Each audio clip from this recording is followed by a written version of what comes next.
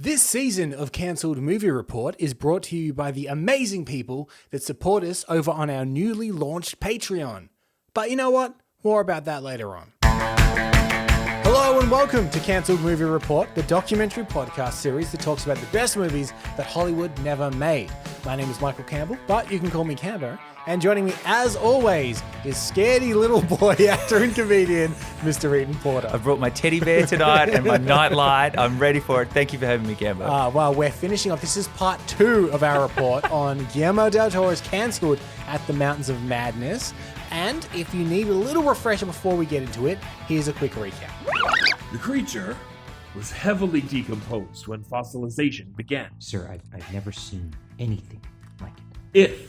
If we can dig up further evidence to sustain its provenance, We'll make history, Bill. At 36,000 feet, they put Everest out of the running. But at the very top, through the clouds, we can make out bizarre structures. What could have lived in such a cold, dead place? So the species may be unique to Antarctica, a self-contained environment. our fossil was decapitated. Predator. I believe their combat wounds. Larsen finds one of the Huskies, but something is wrong.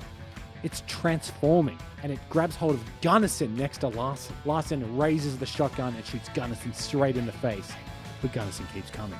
Larsen then turns the gun downward, shooting straight into the ice floor. Larsen swims away into the darkness. Professor Dyer, his wife and baby, died in childbirth. Saying nothing to him. When were you planning on telling me? Anne is dead! And the baby! He knew! He's known for weeks! Where are you leading these men now? Knowledge! Well, you can go without me. We see a figure now in the snow below them. It's Gunnison, as he slowly makes his way back to the Ark. Now, let's get back into the film. Okay, so we left this with a bit of a cliffhanger. Big time. They've obviously gone up to the mountains. Gunnison's walking back. I think we should address the fact that this is definitely the spookiest report we've ever done. Yes, massive. And I'm just going to say this right now. Do not be listening to this at night. Okay? Well, when all the lights on. Also, don't be listening to this in complete white. White as well. Yes. Find a mid-ground. If you're one of our listeners and you're in an Antarctic station for 6 months and you've downloaded a whole bunch of podcasts, listen to James Cameron's Spider-Man. Yeah.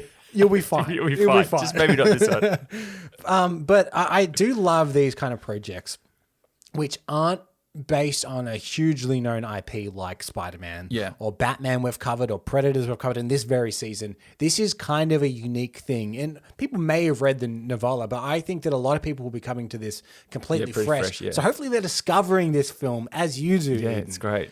And hopefully, you know, if it is too scary for you, just let us know and we'll release a toned down version. we'll mark this one with a little E for explicit. Yeah. And then we'll do a PG version where we've redubbed some things. Yeah, and maybe put a little symbol of a little thing like esque dog human thing popping out. Yeah, just a warning. But let's get back into the film because we left on a bit of a cliffhanger there. But we actually start now with the two planes heading up towards the city at the top of the mountains. And it's a very rattly journey. And the men, they're all looking a bit nervous, except for Lake. He's just keen to get up there and find out. They fly overhead up towards the mountains. And the Arkham, it looks like a small toy from way up there. But they also managed to spot the same fault line that Larsen did last episode. They spot it in the obviously from the sky, they can see the big fault line. Suddenly the plane devices start acting up. The needles point north and south and then back again. It starts spinning around. They dip in and out of clouds. One of the planes hits a small crop of rocks that was hidden in the fog and cloud, splitting the fuel line. It's as if the peaks of the mountains were miles away, and then all of a sudden they're flying amongst them. Jutting around and losing fuel rapidly, they break above the cloud line. Suddenly they see it, a city in the sky. And this is how it describes it in the script. A broad valley covered in eons of ice, blistering with towers, spires, and rooftops. The scientists stare in awe at the alien architecture. The buildings vary in size, evidencing innumerable honeycombed compartments, wide ramps, and hanging terraces. That's how they describe the city. Oh Man, it's I like a blistering Yeah. as a descriptor for a city. It's like last episode we had the what was it, the drooping jaw,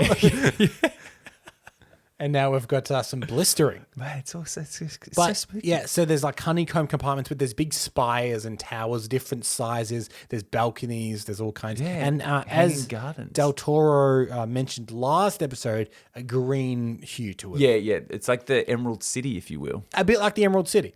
Another thing that bloody stole from it. So the planes start a rocky descent over a large slab of ice between two of the largest towers. And their landing is chaotic and rough, and they're crashing along the ice, and the damaged plane is about to explode.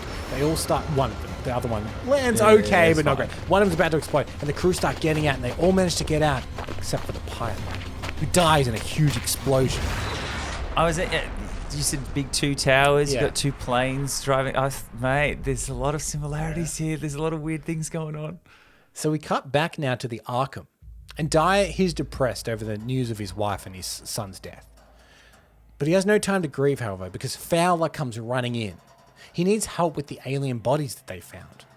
He thinks that the green liquid that came out of them, remember last week when they opened them? Yep. He thinks that could have been an embalming fluid of some kind. But it's starting to disappear.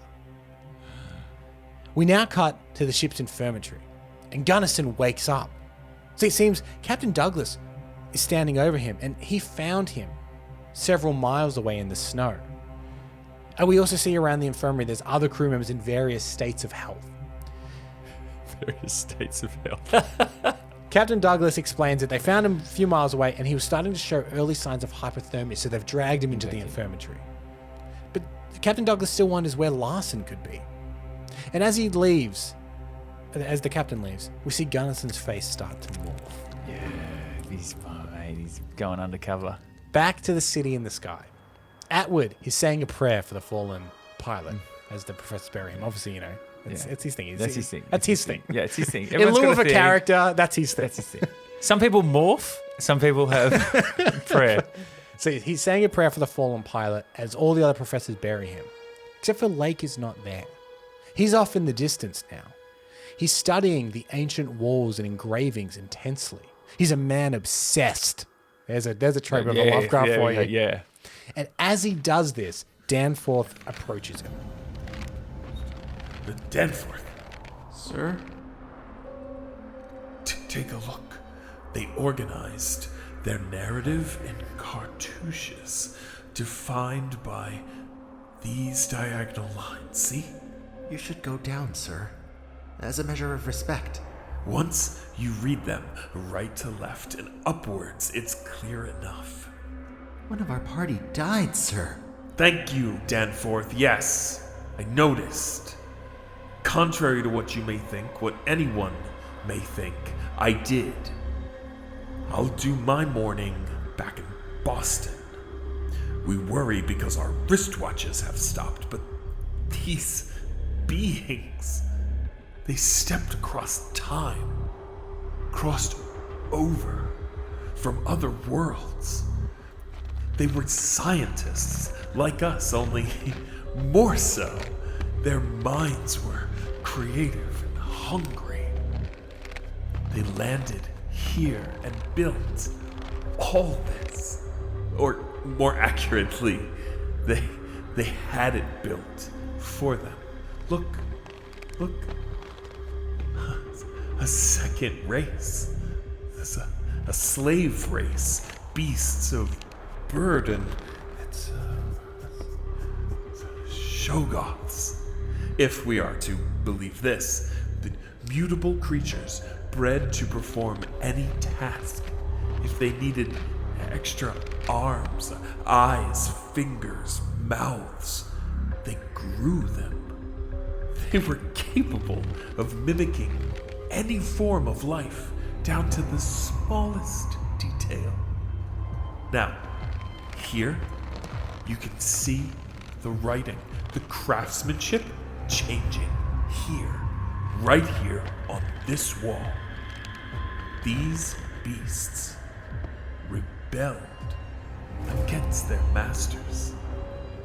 A war ensued, and these are now their pictograms. times. Their story. A war? These Shoggoths worshipped an ancient deity, a creature so malevolent that even the old ones were afraid. They reach the top of the rampart. Blake points down to a plaza below. At the center of the plaza, carved out of a natural pillar, 100 feet high, a statue of a primordial creature, a wild creature full of tentacles, claws, and wings. And the outcome of that war? In time, we'll know. Okay, a couple of things to address here. One, Lake has gone. He's gone Mountains of Madness, hasn't he? Big time Mountains of Madness. He has gone full Mountains of Madness. But we also learned there's some important information. The old ones had a slave race called the Shoggoths that can transform into anything for obviously slave purposes in this case, but they rebelled. Yeah, and rose up. So there's been an ancient war between the old ones and the Shoggoths. And the Shoggoths, there's something else that they worship. Something else, mate. Something else unseen at the moment. Yeah, you can never see it. You can never see it. You'll go crazy. Yeah, you'll go mad. You'll go Mountains of Madness. Just Mountains of Madness. It's mum. You'll go full mum. You'll go full mum. So we cut back now to the infirmary. And Gunnison is awake now. And his hand starts to spout tentacles as he hovers over the bed of the other crewmen. So is he a Shogun? Is Yes. this what we're thinking? Yes, yeah, he because is, he can. Yeah. And he begins absorbing other sailors. Yes, so yes, he is, and the creatures that were out in the fog, Shoggoths. Yeah. So, and obviously in the giant green things, Yeah, we're old thinking they're ones. the old ones. Yeah. The old ones. We now see the base camp. Captain Douglas and McTeague have made contact with the team in the Sky City. Yeah. The second plane pilot, he talks over the plane's radio back to them. The pilot explains that they have too many men to carry down in their one plane that they have left. And even though they're only in the air for 30 minutes, most of their fuel is gone. The ground team explains that they've been gone for 10 hours. Captain Douglas tells them to dump all of the cargo, split into 2 groups, and fly one back. It's luck of the draw. That's what they need to do in the meantime. As they're planning, suddenly, the creature formerly known as Gunnison bursts in. It doesn't say that. This No, that's good. It always refers to it as Gunnison / I think it's Shoggoth or creature or something. Yeah. Gunnison bursts in, but he's now grown and absorbed many more men, and he leaps straight for the captain. We cut to Dyer and Fowler. They're running further experiments on the monoliths in the old one. They notice something strange. Dyer sees a man from the sick bay. He's slowly limping down the hallway towards the lab. Dyer turns to tell Fowler, and once he turns back, no one's there. They continue their experiment, but before long, the alien's body comes alive, and the old one grabs Fowler, and he begins to instead cut him open. So he's doing what? So he's doing like a cutting him down the stomach. They soon turn to they throw him away, and there's a couple of old ones now rising out of their tombs because you remember the embalming fluid was all leaking out. Yeah. They start to turn their attention to Dyer. Dyer screams and he runs outside, and he runs into, as it's explained here in the script, a snowstorm in hell. Literally, hell has frozen over. Yeah, Pretty much. On the ice field, men are screaming and shooting, and it's pandemonium. Gunnison is absorbing more things. He's becoming huge, part man, part dog, part everything. Suddenly, an old one rounds the corner, and it spots the Gunnison creature. These are 2 old enemies coming face to face. Yes. They start attacking one another as Dyer runs away. As he's running, he bumps into someone. It's Larsen.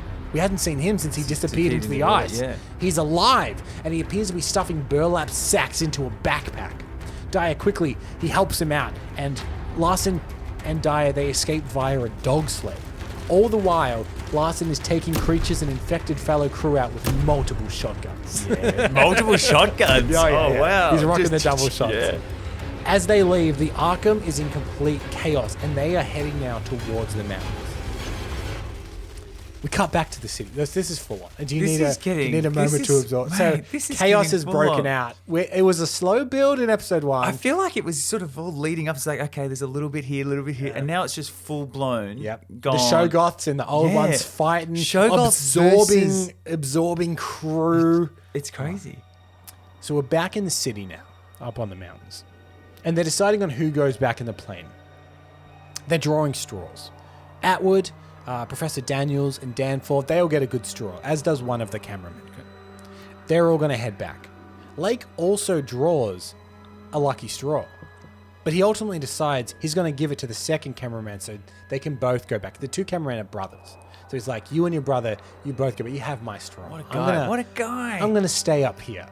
And of course, he pretends he's doing this out of the good of his heart, but we know he's there just to observe the city a bit more. Yeah, he's gone full mum. He's gone mum. Before they leave, Lake grabs the old leather book from Danforth, and he asks Danforth to tell Dyer that he is truly sorry. The plane sets off again, and once they leave, Lake gathers the remaining men and some climbing equipment, and they head into the city. This book that they've got, it feels very Necronomicon. I want to know where it came from, because they obviously didn't know about any of this, but there was a book full of information. They should know that. Yeah, very weird. Yeah, it seems very weird. So we cut back to Larsen and Dyer. They're racing over the ice fields towards the mountains. Larsen steers them straight into an ice cave. Dyer, now completely shell-shocked, he gets off the sled inside a massive cave. Where the hell are we? Somewhere safe. I found it by accident. Larsen points to a hole blasted in the ice floor. We're about 4 miles from the ship. I've been gathering provisions all day. Where have you been? We should go back. Help them. We can't help them. We'll help ourselves. Those things back there. They've probably taken the whole crew by now. Not everyone. No. No, don't say that. Look, you saw enough. So shut up and meditate on it.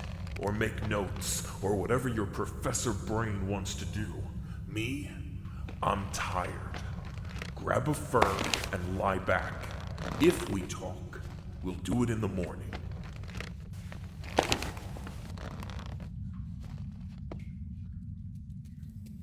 Something rustles deep in the cave. Larsen. Dyer grabs a gun, moves towards the sound. Larsen. He snaps on a torch. An albino penguin. Larsen grabs him. Shut up! Shut up! Are you crazy? It's just a fucking penguin. The dumbest bird on the planet. Half a dozen albino penguins waddle out from the tunnel. They have no eyes. So, what's the difference? Caves, tunnels, they're pitch black. Caves? There's more? As far as I can tell, the mountain's full of them.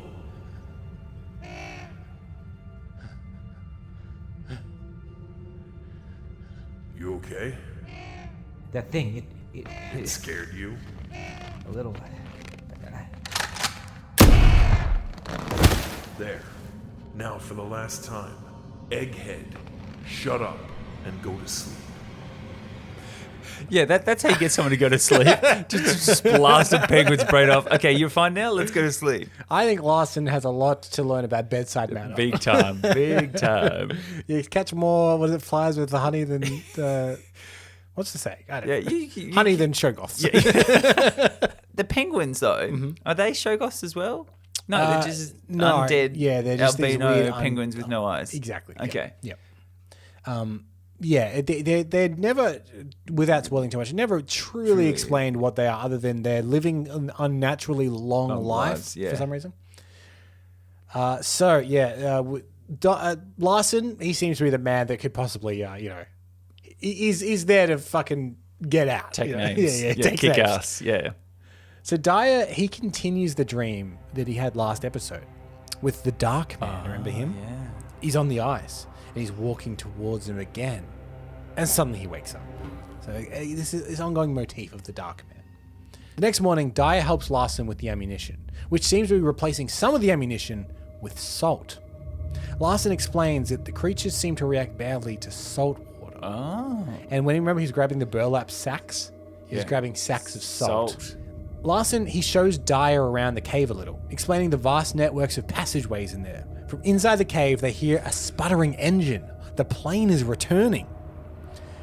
The plane, though, it can't land. It seems the rest of the people from the Arkham, they've now been completely taken over, and they're all standing in the middle of the ice field like statues, similar to the Penguins. And they're all staring at the plane as it comes down. They manage to land roughly on a spare section of ice that the people aren't quite on. But suddenly, they're set upon by everyone and all manner of creatures at the place too. Why would you land? Well, they don't know what's going on, do they? Oh, man. The worst they had is that one guy died. Yeah, okay. And one of them went full mum. Yeah. So the pilot manages to get out of the plane, but he realizes, it's a crew. He realizes what they've become. They're all tendrils coming out and claws and all kinds. Inside the plane, however, a few of the surviving professors like Atwood, Danforth, and Daniels, they hear a noise. Suddenly, Gunnison opens the door. Oh, thank God, they think. But suddenly, in the cockpit window, another Gunnison. And another, all around them. As the creatures enter, Daniels manages to swipe at one with a knife, and it cuts him down the little arm, but some goo falls onto it. The creatures are starting to morph as they enter the plane. Atwood, Danforth, and Daniels manage to escape out of the emergency hatch at the back of the plane, and they start running across the ice field. We also see Pip, one of the young cameramen, and he sees his brother is trapped inside the plane, and he heads back in to help him. And as soon as Pip arrives, we realize it's too late. His brother spouts wild tentacles and grabs him. Pip is no longer with them. Mate, you never go back. Never go back. Atwood, Danforth, and Daniels are fleeing their full fucking tilt across the ice field as the creatures ravish the plane behind them. And as they do, suddenly they come across two familiar friends. They spot Dyer and Larsen, each brandishing twin shotguns. Larsen levels his weapon. No, please, don't! No! It's us. Don't be. Wait. We know them. Don't be so sure. You stay right there. All of you, eat that. What the hell is this? Salt? Go on, chow down. You don't understand. The plane, these things, there are things... Shut up and eat some salt, or you'll get some from here. You're all too smart for me. Now, eat a good handful, and then we'll see who's who.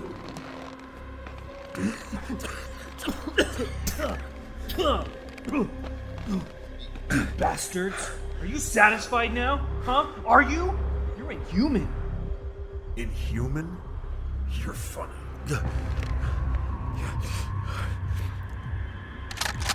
You too, Dr. Daniels. Daniel suddenly squeals and his whole torso explodes into a million tentacles wheeling around. Larsen levels his gun and shoots him. But that thing, it only touched him for a second. Now, they'll come after us. Let's move. This is the thing. This is the thing. This is the blood test. This is the blood salt test. test. This is it. I love these scenes. Any scene So- that's like this tense, everyone's going to do their little test or whatever. I love it. I'm such a... It's so, hey, can I just now this might be a really weird thing to ask. In that, there was a scream in that. Oh, tell me if you recognize it. I think that is the scream from the mummy. That they had Well on the done. plane. Well done, Eden. Eden, I'm so glad. Where's the bell, Campbell? Where's the bell? I packed the bell away. I'm so glad you I'm found so that. glad you put that in. Because I put that in as a bit of an Easter egg. Yes. Like when we get our voice actors and stuff, as part of the file they send us at the end, peek behind the curtain, we get them to do grunts and screams and all kinds to layer in. But with Tom Cruise, I know there's exactly. an iconic scream from the movie The Mummy when the trailer leaked. Didn't have any of the rest of the audio, so it sounded But hilarious. I just wanted to use it in this episode. So good. So Thank good. you for Yes. finding that. I'm so happy. Good job. You might hear it coming up later as well. Okay. Intense scene though. I love that scene. I think that's it. That's great. That's awesome. You too, Dr. Daniels. You just know something's going to go down. Mate. So we're now back with Lake and the remaining professors in the Sky City. They head to a huge, round stone chamber that is referred to as the biology room. And mammoth sculptures of unknown gods lay toppled. Lake is astounded by the technology in this room, far too advanced for what should be here. We see massive structures of animal bones petrified together, from dinosaurs to birds to mammals to crustaceans. Lake states that this is all life on Earth in one structure, and the Old Ones created them all, and they are gods. In amongst all the fossils, we even spot a human skeleton.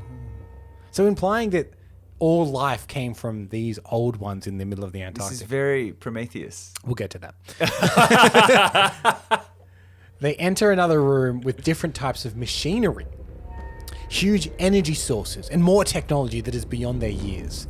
We see a pulsing form of energy. It's like a big light. Yeah, warm. Yeah. One of the professors, a guy named Professor Ropes, he becomes fascinated with this glowing wum. And he puts his hand up against it. Oh, big mistake. Mate, never touch it. Whoop! He ages in mere seconds. He gets the life force sucked out of him by the time distortion, and he falls to the ground a husk, and his clothes are old rags. See, it turns out this is where the time dilation has been coming from. There seems to be something in the middle of the mountain that is warping time all around it. Campbell, would you say he chose poorly? So Lake, he tries to work another machine that he sees there. And as he does, he receives a flash of information, a message being put into his brain. It's all about history of the Old Ones. We see the creation of life, the prime of this city, the war of the Shoggoths and the Old Ones, and in his vision, we see something rising out of the water. Something massive. Lake is overcome by his knowledge. He knows it all now, and it's not good. He tries desperately to warn the rest of the group, but he isn't making any sense. He explains the Shoggoths, they want to bring about their god, something worse than the Old Ones. Cthulhu. Who, by the way, Cthulhu doesn't appear in the book. Oh. They've added Cthulhu, because it's quite a short book, it wouldn't make a whole movie, into this. Oh, okay. So Cthulhu doesn't appear in the Mountains of Madness? Not in the book. Not in the book. No, okay. So, but he's such a well-known... Exactly. Yeah, if you're doing Lovecraft, you've got to do Cthulhu. Yeah. So yes, the Shoggoths, the god that they worship is Cthulhu. Suddenly, a Shoggoth kills one of the remaining professors, comes out of the dark.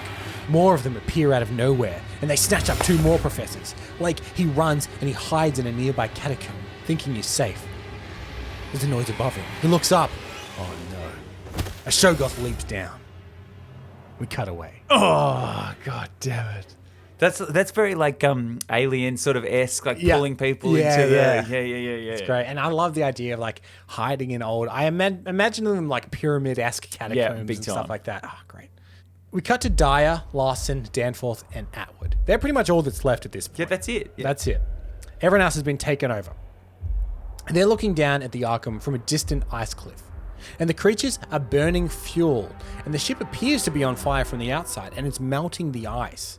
The Arkham can finally be free and go home. But this means if these creatures get out of here, they can take over the whole world. Because they're essentially trapped there. They're surrounded 360 degrees by salt water. So they can't. But if they can get on a ship, game over. Yeah. It's what we call the A Quiet Place 2 conundrum. Yes. They decide they have to stop this. They plan to use some dynamite that Larsen has spotted on the Miskatonic when he went past it before to fracture the huge ice sheet fault line. Yeah. They go to the Miskatonic and they start looking around the abandoned ship. They manage to find some dynamite. However, when they pick some up, it crumbles in their hand. It's too old. The time dilation has got to it. However, they do find some that is still good. Around 1/3 of the dynamite is still usable. They're removing the dynamite, and Atwood, he excuses himself. Uh-oh. Yeah, let's split up and search for clues. He wanders the ship until he comes across a small chapel on the ship. That's his bread and butter. That's his bread and butter, yeah. He enters and he picks up a small Bible. He looks up to see something in the reflection of the glass. He turns around to see a familiar face. Lake? How did you...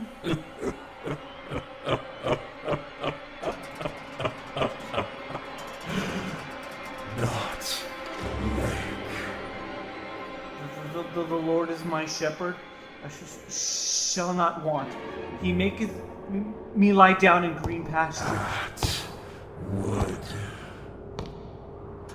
Lake is here with us.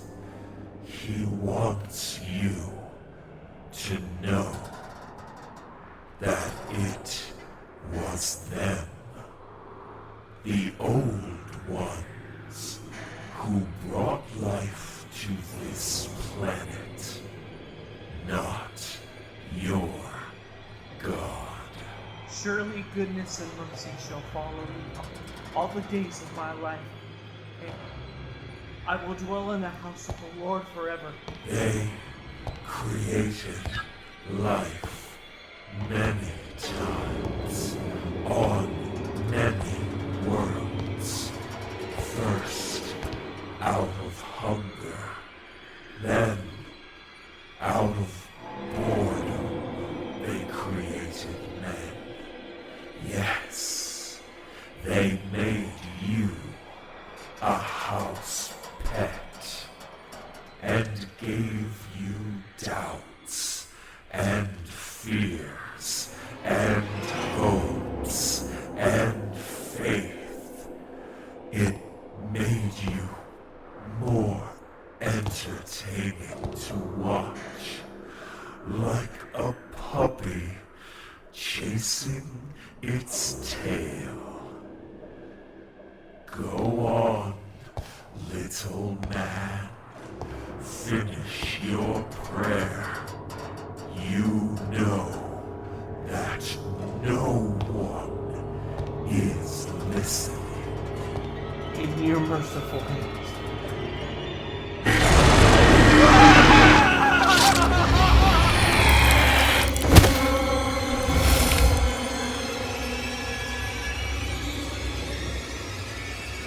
Tick it off the list, Eden. We got a villain monologue. Villain monologue. You wouldn't and- think you would get one in this, but we got one. No, from the hive mind. From of the show hive going, mind. Man, that was Not Lake. That was fantastic. Creepy. Gone. Look, I think we all agree. He went full mum. He went full mum, and he became a bully. Yeah, as well. I know. Kick Your him when little they're down. I God, know. we created life, not your. Go on, finish Come your on, little prayer. Nobody's listening. It's quite. Oh. Oh man, Yeah, it's intense. atmospheric though. Very much. And I can imagine him doing that as he's walking. Yeah, like slowly down towards the him. Yeah. aisle of the chapel. Yeah. Yes. Ah, Yeah. this is 100%. Great. Great. On like an old creaky ship. Yeah. So creepy. So we cut now to the rest of the group, and they're scouring the Miskatonic looking for Atwood. When suddenly he reappears. But something's a bit off. Yeah. Wow. Yeah, Hang on. I think we as the audience, we Yeah, understand what's something's a happening. Larsen and Atwood, they're now roped together, and they're down in the crack of the ice. Okay. So the Atwood, who obviously just got taken over, and Larsen, man of many shotguns. Yeah. They're roped together in the large crack of the ice, and they're setting dynamite dynamite into sticks, them. yeah. Dyer and Danforth, they're at the top. And Dyer hears a chanting sound. He takes a shotgun to investigate. The men from the Arkham, the creatures that they've become, they're now fused and transformed into one giant organism, and they are chanting to Cthulhu. Something is starting to happen, and the ground is beginning to shake. Time is running out. Dyer rushes back to tell the group to blow it now. Danforth tells him that Larsen and Atwood are still down there. It doesn't matter, he says. There's no time. There's no time! Larsen looks over to see that Atwood is cutting the wires of all the dynamite. He's sabotaging their mission. Larsen laughs. You, whatever the fuck you are, you're good. You got me. But you really don't know shit about explosives, do you? He levels his gun and he turns it to the explosives and he fires. A blinding set of explosions trigger across the ice. The large sheet starts to crack as part of it floats and tears away, bowing and bobbing in the ocean. The creatures of the Arkham all suddenly stop working and they run towards the ice crack. Dyer and Danforth run towards the now abandoned Arkham, and several creatures scream as they do. Large amounts of salt water are now flooding onto the ice sheets as they're sinking. They notice that the ship is starting to drift from the ice field. It's free. They start climbing up to the ship. You know, they've got the ropes tying it down. And as they do, they're followed by two creatures that used to be the Huskies. They make their way on board, and Dyer starts cutting the tethers with a fire axe. Two of the creatures fall into the ocean. Danforth and Dyer Dyer cuts the ropes with a fire axe, specifically. Oh, okay. Good to know. Danforth and Dyer looks back at the ice sheet they've just freed themselves from. This is what it says in the script, up from behind the mountain ranges comes a heaving titan, Cthulhu. So Cthulhu comes over the mountain. Far out. Dyer and Danforth notice that some of the Shoggoths have managed to make it onto the ship. They rush inside and down the corridors as creatures snap and claw at them. They find a storage room that's been flooded with seawater. They jump in. It's waist deep now. Suddenly, Cthulhu swoops down and grabs the ship. It picks it up into the air and starts squeezing it. As it squeezes, many of the Shoggoths get crushed into the walls of the ship. The giant beast throws the ship through the air. Danforth and Dyer thrown around wildly as it lands back in the ocean miles from where they just were. Seawater floods the entire ship and manages to get into every room. Dyer pushes the storage room door shut and he locks it. So Cthulhu did them a solid, really. He really just went, Really get out of did. here! Come on, you guys. So we're back now where everything kind of started in the storage room. Danforth, he looks out of a small porthole and he sees the giant silhouette of Cthulhu against the sky.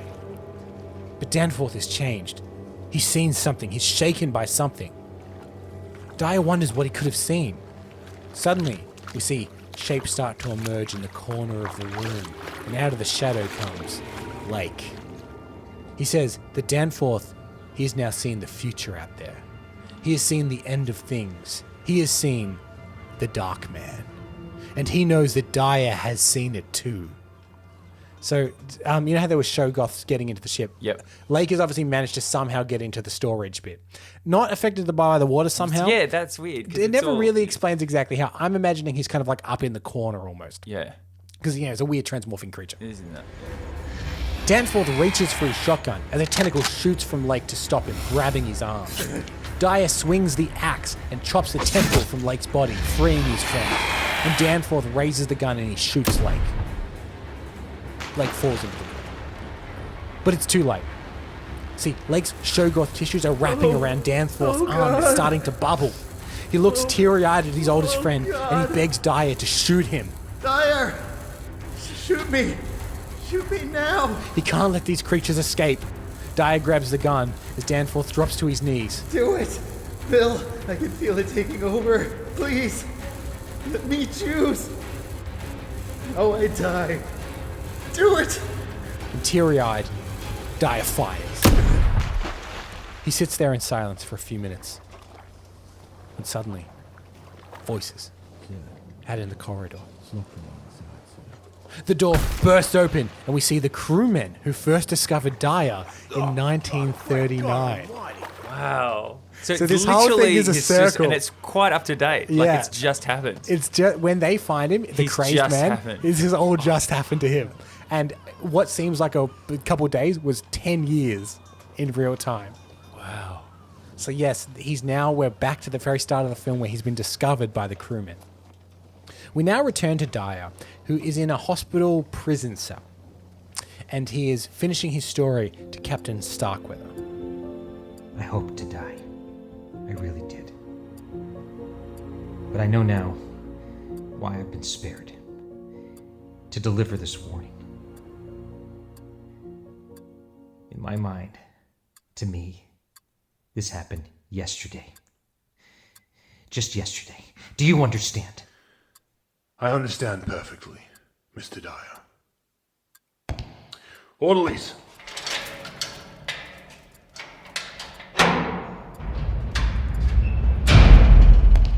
You killed the men aboard the Arkham. You shot Danforth in cold blood. You, sir, sabotaged the expedition. Why or how? That does not concern me. No, I must go. I sail at midnight. Starkweather exits through the door. No! No! You're wrong! He walks down the corridor as the orderlies shut the door on Dyer, who screams through his barred window. You can't go! It's still there! Waiting! For us! Starkweather exits the hospital as his warrant officer hurries up the path behind him. Good evening, sir. Let's get going, Wilson. I've wasted more than enough time here. Oh, mate. It's all for nothing, Dyer. The judicial system just doesn't work. know. It just doesn't work. No. Oh, man. It's the classic scene, though, isn't it? It's like, you need to believe me! Yeah. Oh, and they walk away. Again, I'm such a sucker for it every time. Man. It's so... So we're now wrapping up the film here. Okay. We cut now to Starkweather aboard the HMS Moonstone that we introduced you in the last episode. As it sails through an Arctic fog, a communication comes through from Hobart. It informs him that... Message from Hobart, sir. It seems that Mr. William Dyer, he died in his cell last night. Hanged himself, sir. On the Arctic landscape now, Starkweather and a few men come across a tattered old tent and a few upturned sleds. Starkweather enters the tent. Nothing in here but snow and blood and some stained autopsy tables. He exits the tent, but all his men have now vanished. That was quick. He is alone, except for a single figure walking towards him in the distance. The camera pulls out as we see the two figures alone in the whiteness, dwarfed by the mountains of madness, and text appears on screen. At the end of days will come a man that walks like a man, looks like a man, but is not a man. Revelations 5:19. And we fade to black. Oh, God. It's a bleak ending, God, isn't it? It is very bleak. It is absolutely bleak. Wow. How's it? How's God, it? I just need You to- can breathe now. Oh, my God. You can breathe. The spookiness is done. There's no more It's spookiness coming lifted. up. It's lifted. It's getting warmer in here again. The thing I will say is you can totally picture this as a movie. Oh, 100%. Because mainly it's become other movies, which we will get into in just a second here. But obviously with this podcast, we want to talk about what happened. Yeah, could you please tell me what happened, Cambo? Because this seems like a home run. This seems like a great... Would you like me to tell you or would you like Guillermo del Toro to tell you? Yeah, let's get Guillermo. Well, we've again pulled from the Collider interview that we pulled from last episode, and he explains exactly what happened with this. But a lot of people think of directors like these Caesars and sitting on a chaise lounge with somebody feeding them grapes, and you say, I would like to do Mountains of Madness now. And it's not. You're a blue-collar guy working your way out of, putting numbers in front of studios, putting stars, packages, whatever, and you have your stuff to move. And then that's why I try to do a small movie and a big movie. Because the small movies, you suffer with the budget, but you have complete freedom. Mm-hmm. You can do whatever you want. And that keeps you alive. So is there any particular thing that'd be holding that back? Is it budget? Because it is Well, a big scale production. I mean, we thought we had a very good safe package. We said 150, Tom Cruise, Jim Cameron producing, ILM doing the effects, here's the art, this is the concept. Because I really think big scale horror would be great. But there was a difference of opinion. The studio didn't think so. Well, but maybe big the R. scale... the R was what made it. Well, big scale R-rated superhero stuff. I mean, we have Deadpool and Logan that are crushing it right now. Maybe No, that'll of course. kind of pave the way. You know, the thing is that if Mountains had been PG-13, or I had said PG-13, I'm too much of a Boy Scout. I should have lied like most of my colleagues do. but I didn't. And... but the R-rated, we all think from outside, we think, oh, the studio's going to learn this or that. But studios don't think that way. I mean, I remember a joke somebody said to me about a drunken guy that goes to a revival tent, and they pour alcohol, and they put a worm, and you see the flesh of the worm dissolve on the alcohol, and they say, what did you learn? And the drunken guy says that if I drink, I won't have worms. That's sort of the way the studio mentality works. Is he going a little mum? He's going a little mum. But that's a very fuck you attitude, isn't it? To be like, they don't fucking learn shit. Doesn't matter how many successful R-rated movies, they're not going to learn a thing. That's crazy. So literally, it sounds like it was just the studio was like, yeah, R-rated films is not going to make enough money. There's not enough wide appeal for $150 million. Two main reasons were quoted. Studio wanted PG-13, Yeah. and he didn't think you could realistically do it with. I mean, you heard some of the Gore grotesque and body stuff, horror yeah, going yeah. on. You're fusing dogs and humans and all yeah. kinds. And they said that the budget was too big for a movie of this type, for a horror movie. However, something that you hit on just previously was the movie Prometheus. Yes, it feels. Which was just a bit too similar.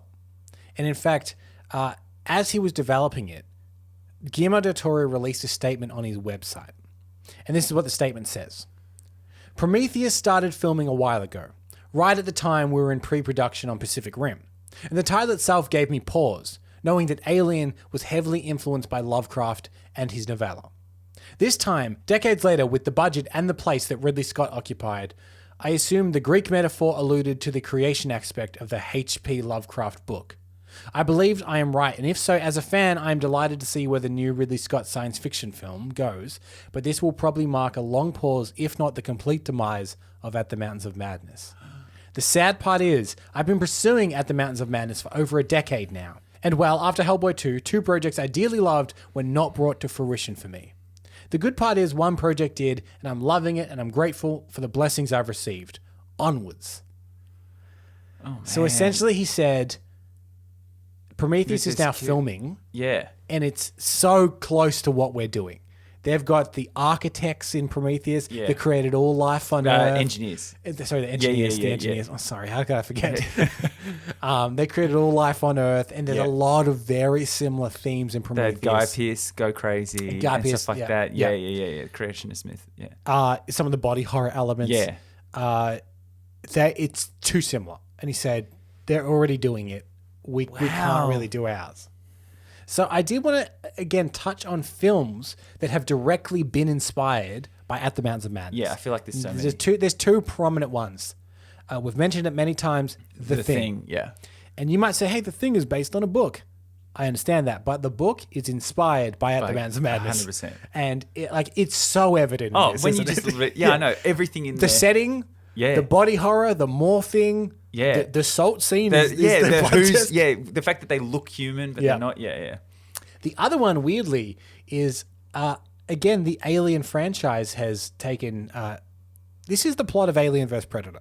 Yeah, that's exactly... They're in the Arctic. Yeah. There's a war between two races that these people are trapped between. Yeah. It is essentially the plot of Alien vs. Whoever Predator. wins, Cambo, we lose. Such a good tagline for such a bad film. Terrible film. Okay, so this is a slightly different one. Because is there a future for At the Mountains of Madness? Please tell me. Because he said it may just be a long pause. And Del Toro, he's actually sworn to make this project before he dies. Oh, really? Yep. So there is a seed of hope. There's a seed of hope. He actually wears a ring on his finger of the Miskatonic University. And he swears that he will wear that ring until he makes At the Mountains of Madness. Oh, my God. Another interesting thing has come up, which is Guillermo del Toro signed a contract to produce original content for Netflix. And it's been rumored for a little while that this could potentially make its way as a Netflix series. Yeah. He did appear on the Kingcast podcast, which is a podcast about Stephen King, and he was actually asked about this. With the ongoing relationship you have with Netflix, do you think there's any chance that you might loop back around to At the Mountains of Madness at some point? Well, listen, that was take a wild guess which were the first projects I presented. You know, I went through the cupboards and found Monte Cristo and Mountains of Madness. Those were a couple of the ones I presented first. The thing with Mountains is the screenplay I co-wrote 15 years ago is not the screenplay I would do now. So I need to do a rewrite, not only to scale it down somehow, but because back then I was trying to bridge the scale of it with elements that made it somewhat be able to go through the studio machinery, you know? Yeah, blockbustery. Blockbuster. Right. And I think I don't need to reconcile that anymore. I would agree.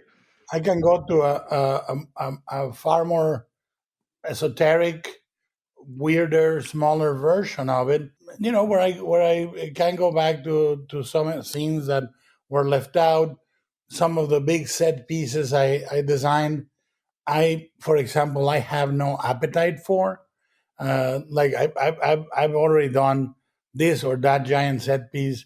I feel like going into a weirder direction. I know a few things will stay.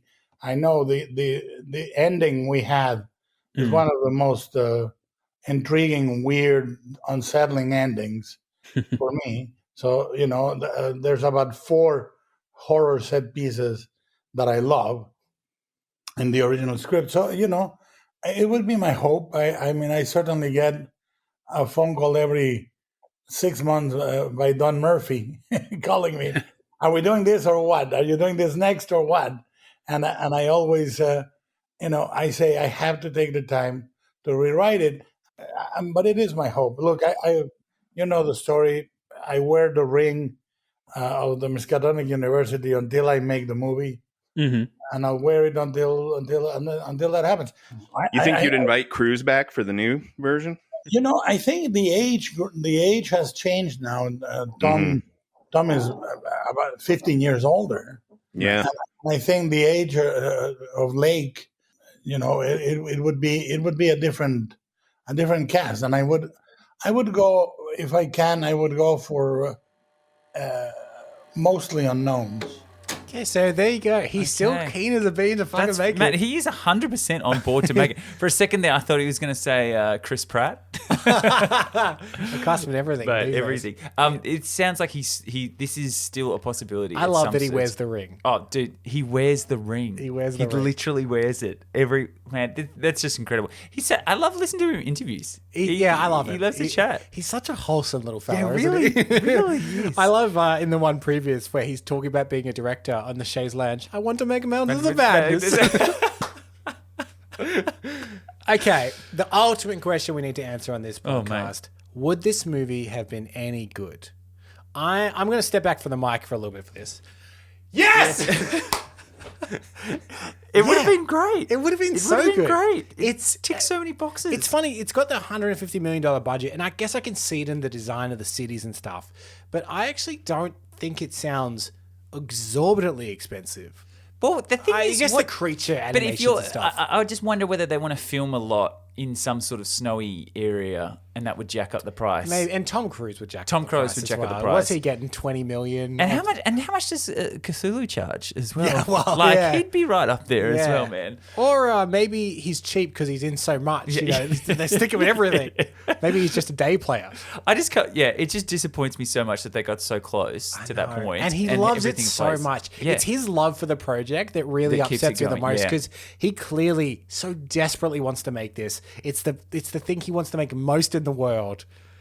And he's just never quite been able to do it. But it's a solid enough script. Even so, I could see it as a series, as like a 6-part series or something like that. Shorter, I think. 6. Netflix love their 13 episodes. Yeah. Way shorter than that. Way shorter than that. Yeah. But I think it would have been great. I think it would have been great as well. I think it's really disappointing that they didn't get it across the line. Well, Thomas Maypother IV, he did all right though. He bounced back.